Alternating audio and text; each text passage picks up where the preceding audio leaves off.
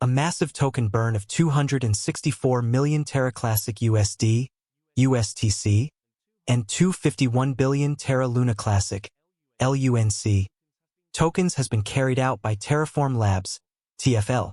TFL was compelled to sell certain assets stored in its shuttle bridge wallets as part of a settlement with the U.S. Securities and Exchange Commission, SEC, which included the burn.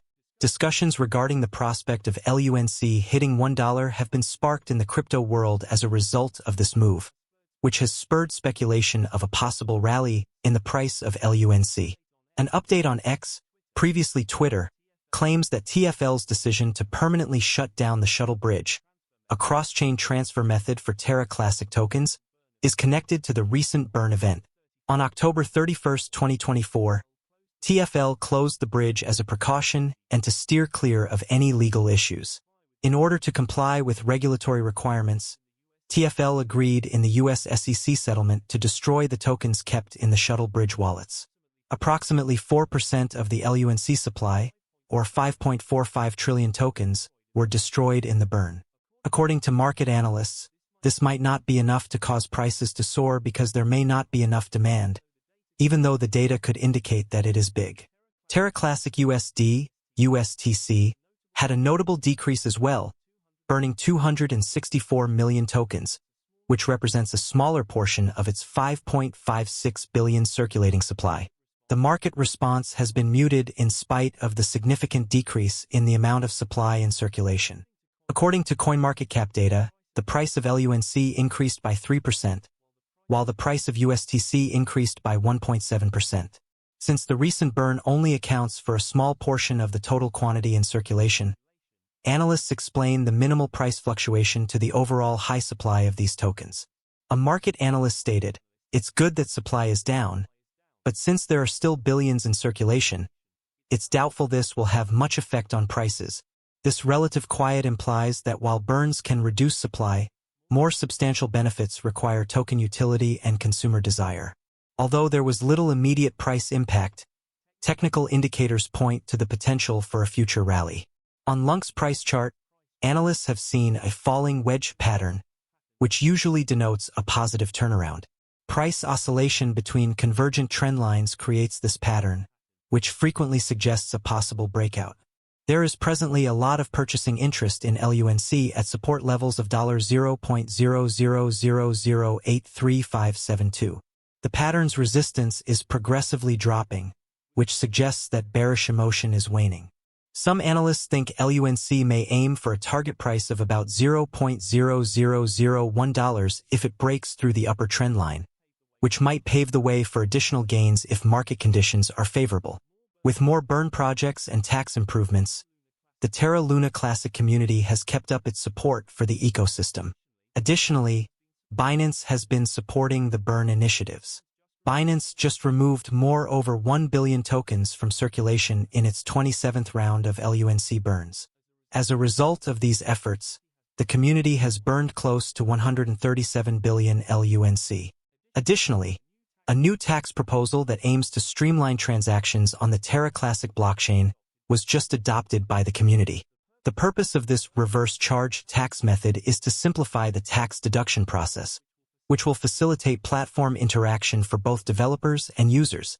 Although the route to $1 is still unclear, these community-driven initiatives show a continued dedication to increasing LUNC's value. Terra is a cryptocurrency that automatically tracks the price of other assets or currencies. It is an open-source blockchain payment platform. Users may instantaneously spend, save, trade, or exchange Terra stablecoins thanks to the Terra blockchain. Stablecoins, or digital currencies backed by governments like the US dollar or the euro, are produced via the Terra protocol and are intended to continuously track the value of a fiat currency. It is made up of the cryptocurrency coins Terra and Luna. Terra stablecoins are named after fiat currencies and track their value. For example, the base Terra stablecoin, Terra SDR or SDT, mirrors the price of special drawing rights SDR, issued by the International Monetary Fund. The South Korean won is tracked by Terra KRW, KRT, and the US dollar is tracked by Terra USD, UST. Two other stablecoin denominations. Burning Luna allows users to mint new Terra. On the other hand, mining and government are done on Luna. The staking token for the Terra system, Luna, is designed to mitigate the price volatility of Terra stablecoins. Blockchain miners, sometimes referred to as validators, on Terra are rewarded with transaction fees for recording and validating transactions on the blockchain, for which users stake Luna. Luna's value rises in tandem with Terra's increased use. Principal characteristics of Terra. In the rapidly expanding Asian e-commerce market, Terra seeks to increase value for consumers and efficiency for payment service providers. Terra takes on established retail payment apps with the use of Cosmos blockchain technology. Terra circumvents the current disjointed payment infrastructure because it is a comprehensive end-to-end payment solution. Payment service companies might save hundreds of millions of dollars a year by utilizing Terra's technology. In order to oversee the collateralization procedures that support and preserve the price stability of Terra's stablecoins, the crypto network uses its own currency, the Luna, as a utility and governance token. Cons and benefits of Terra. Pros. Software developers can build their own protocols and decentralized applications. dApps. On top of Terra using the blockchain-neutral development platform that is part of the Terra ecosystem. Numerous stablecoins connected to currencies are supported by the Terra protocol. Terra Luna tokens assist stabilize its stablecoin. It facilitates exchange between Luna and stablecoins to raise or decrease supply. Terra unveiled Anchor, a mechanism for loans and savings. Users can deposit money and receive interest on stablecoins with this protocol. Cons. Ethereum and other significant cryptocurrency projects are still ahead of Terra. Since its developers are Korean, most Bitcoin transactions pertaining to Terra start there. It's too soon to know if other markets will adopt Terra-related currencies. Compared to Ethereum, Terra is less decentralized. Some purists of blockchain might be put off by this. To be more specific, Terra is a payment system that runs on a blockchain. It was created by Terraform Labs, a South Korean company that Daniel Shin and Do Kwon formed in 2018. Former Apple and Microsoft employee Do Kwon started a company called Anify that provided decentralized wireless mesh networking technologies. In addition to being a co-founder of the Korean e-commerce company Tmon, better known as Ticket Monster, Shin is the founder and CEO of the Asian payment technology company Chai, a partner of Terra. In its goal to become a top e-commerce stablecoin payment and decentralized finance, DeFi service provider, Terra has a growing ecosystem in the crypto sector with 114 projects across DeFi, Web 3.0, and non-fungible tokens, NFTs. Several of these initiatives consist of a fixed-yield platform with frictionless access and borrowing yields is called Anchor Protocol. Chai, over 2 million South Koreans use this payments app. Low Terra. Terra is a blockchain-based decentralized lottery platform that synthetics or fungible assets that mimic actual asset prices can be created thanks to the Mirror Protocol.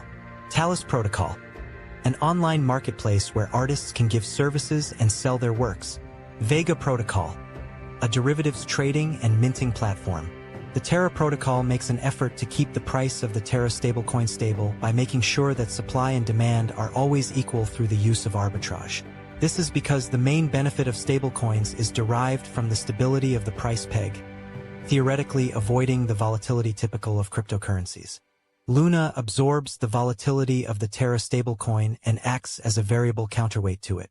Imagine the entire Terra economy to be made up of two pools, a Terra pool and a Luna pool, that are used to change the pricing by offering incentives to network users in order to comprehend how Terra operates. The developers are still putting in a lot of work behind the project to make sure everything stays stable despite the crash that occurred a year ago. A few weeks ago, an article appeared on CoinGape stating that the creators of Terra Luna Classic have filed a significant proposal to enhance and introduce derivatives for liquid staking. Developers want to add support for Quicksilver, an interchain liquid staking protocol for the Cosmos ecosystem, by changing the permitted interchain account host messages, according to the proposal. As a result, the Quicksilver chain can send authorized messages and create, manage, and delete accounts on the Terra Luna Classic chain transparently.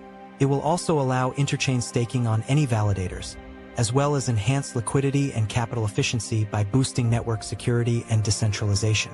Additionally, it does away with the necessity that a position holder wait for an unbonding period before selling his staked assets.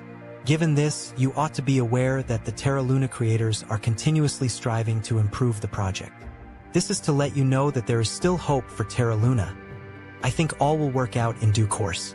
Additionally, I think Terra Luna's investment can make you wealthy. However, everything relies on your investment amount in Terra Luna Classic, your expectations for the market, and the length of time you are willing to hold. The native token of Terra Luna is called LUNC. The video will now come to an end. Remember to subscribe, like, share, and invest sensibly. Regards.